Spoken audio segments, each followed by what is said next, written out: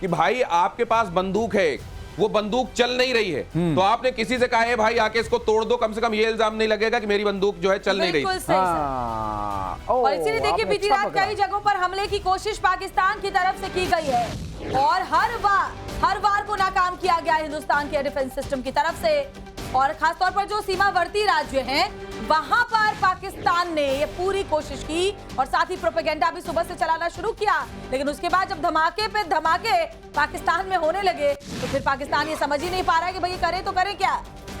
पाकिस्तान के समझ में बिल्कुल नहीं आ रहा है, परप्लेक्स्ड है, और या फिर उसे सब समझ में आ रहा है। ये दो में से एक सिनेरियो है, या उसे पूरी तरह समझ में आ रहा है कि भाई विक्टिम कार्ड कैसे खेलना है। वहां का आईएसपीआर खुद ये अगर बता रहा, आप ये बताइए कि अगर किसी आदमी को चपेटे पड़ जाएं, उसको जूते पड़ जाएं, उसकी बेइज्जती हो जाए, तो क्या खुद इसको गाते घूमता है? क्या नहीं घूमता।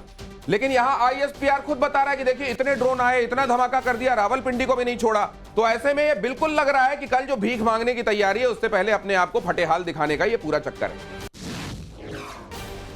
और हमारे सहयोगी अमित जी लगातार हमारे साथ जुड़े हुए हैं। अमित जी, कई जगहों पर खासतौर पर जो सीमावर्ती राज्य हैं, पंजाब में पाकिस्तान की तरफ से कल रात में कोशिश होती रही कि कई जगह हमले करे, हालांकि प्रोपेगेंडा भी फैलाया कि हमने हमले किए हैं, लेकिन सच्चाई क्या है जरा बताइए दर्शकों को। देखिए, आज ही रक्षा मंत्री ने इस बात को माना कि जो ऑपरेशन सिंदूर है वो अभी भी जारी है, और इसके बाद अभी जो press conference ministry of defence की तरफ से है उसमें साफ तौर पे कहा गया है कि 7 और 8 मई की रात को पाकिस्तान की तरफ से लगातार कोशिश की गई है, मिलिट्री टारगेट्स किया गया है, खास करके northern and western India including Avantipura में, श्रीनगर में, जम्मू, पठानकोट, अमृतसर, कपूरथला, जालंधर, लुधियाना, बठिंडा और कई ऐसी जगहों पर उन्होंने टारगेट किया है ड्रोन्स और मिसाइल्स के जरिए। और इसके बाद भारत ने उसको रिटेलिएट करते हुए कि आज सुबह में इंडियन आर्म्ड फोर्स जो है उन्होंने air defence radars and systems को टारगेट किया है, पाकिस्तान के एयर डिफेंस सिस्टम को टारगेट किया है पाकिस्तान के कई इलाकों में।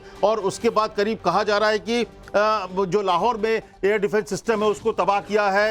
ये एक अपने आप में बड़ी खबर है कि आज सुबह से जो लगातार धमाकों की बात किया जा रहा था कि इसके पीछे कौन है, तो भारत की तरफ से डिफेंस मिनिस्ट्री की तरफ से प्रेस रिलीज जारी करके कहा गया है कि ये जो लगातार धमाके हुए हैं उसको भारत ने अंजाम दिया है, क्योंकि वहां से लगातार जो इनोसेंट को मारा गया है, जो भारत ने जो पिछले कई रातों से लगातार जो गोलाबारी करके परसों जब भारत ने अटैक किया था वहां पर आतंकी कुछ देर के लिए रोक रहे हैं। मनोज हमारे साथ जुड़ रहे हैं पंजाब से, आइए उनके पास क्या अपडेट है। पंजाब में, राजस्थान में कई जगहों पर मिसाइल के खोल मिले हैं, आइए देखते हैं वहां से क्या अपडेट है। मनोज।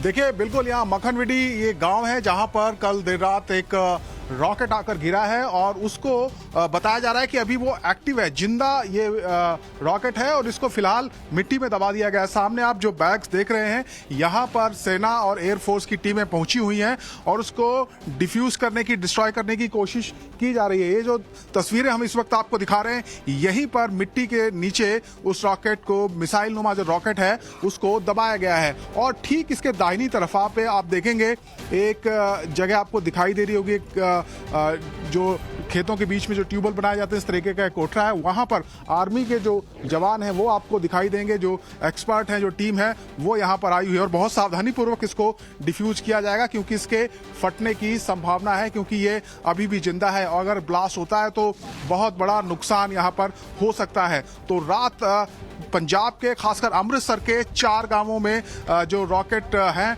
वो आकर गिरे हैं और ऐसा ही एक गांव है ये मखनविडी, इसके अलावा पंधेर कला वहां पर भी, और जेठू वाला एक गांव है, दुधला गांव है। 4 ऐसे गांव हैं जहां पर ये रॉकेट आकर गिरे हैं और उनमें से एक जो रॉकेट है ये अभी जिंदा है, इसको डिफ्यूज करने की कोशिश की जा रही है। सेना और एयरफोर्स ने मोर्चा संभाला हुआ है, एक्सपर्ट आए हुए हैं, लेकिन नजदीक, बहुत नजदीक इसके नहीं जाया जा रहा। कुछ जो योजना है वो बनाई जा रही है कि किस तरीके से दूर रहते हुए इसको डिस्ट्रॉय किया जाए ताकि नुकसान की संभावना कम से कम हो जाए और बहुत जल्द इसको। देखिए, एहतियात तो बरतनी चाहिए मनोज, एहतियात तो बरतनी ही चाहिए, लेकिन ये फुस पटाखे हैं, दिखाई देंगे जी। ये श्रीवास्तव सर बताएंगे।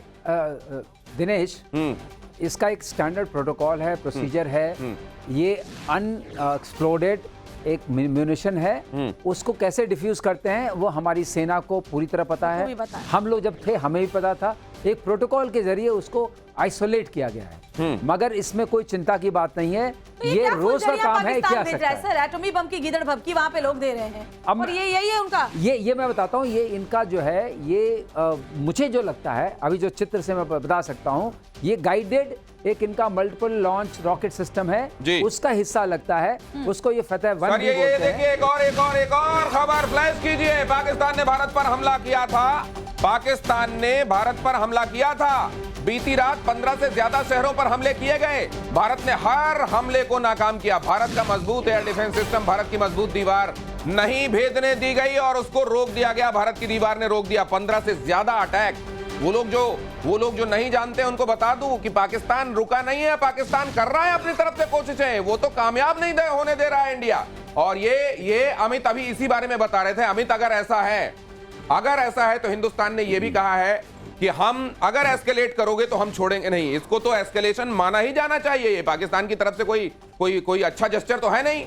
जी, मुझे लगता है ये इसीलिए ये जो एस्केलेशन की बात हो रही है, उसने पाकिस्तान ने पिछली रात को एस्केलेट करने की कोशिश की। हमारे 15 ज़्यादा शहरों पर मिसाइल दागे गए और हमारे एयर डिफेंस सिस्टम की वजह से वो सारे नाकाम हुए और इसके बाद जवाबी कार्रवाई का वक्त था। और ये बात कल एनएसए ने भी कहा था, रक्षा मंत्री ने भी कहा, अभी विदेश मंत्री ने भी कहा और प्रधानमंत्री ने भी कैबिनेट की बैठक के दौरान कहा था कि हम लोग अगर ऐसा मौका आता है तो मुंहतोड़ जवाब दिया जाएगा और एक कदम आगे बढ़कर जवाब दिया जाएगा। और इसीलिए शिवानी के पास भी अपडेट है, हमारे साथ रविकांत भी जुड़ गए हैं। शिवानी के पास पहले जा रहा हूं। शिवानी, क्विकली, पुंछ में मौजूद है शिवानी, जहां पर लगातार आम लोगों को निशाना बनाया गया। शिवानी वहां पर मौजूद है।